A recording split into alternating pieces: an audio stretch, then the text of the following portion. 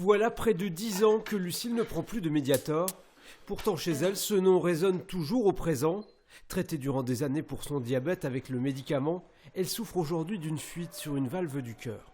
C'est toujours là et c'est pour ça que y a des moments, même quand je téléphone, il y a certains moments où je dis aux gens, il faut que je m'arrête parce que je ne sais plus, je suis essoufflée.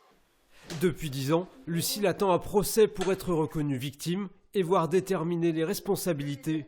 Si les indemnités seront sans doute loin de ses espérances, elle tient avant tout à ce qu'un exemple soit fait. Du jour au lendemain, je peux faire quelque chose et puis y rester, quoi.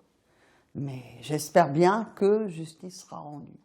Voilà. J'espère qu'au bout des 6 mois, au terme des 6 mois, le tribunal à Paris dira, voilà, les laboratoires Servier, ils sont condamnés à temps, quoi, et puis voilà, quoi. Et surtout que ça ne se reproduise plus.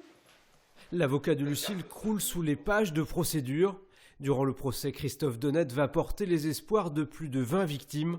Un moment crucial pour lequel il se fixe des objectifs raisonnables, car il sait aussi que de nombreux recours vont suivre le procès.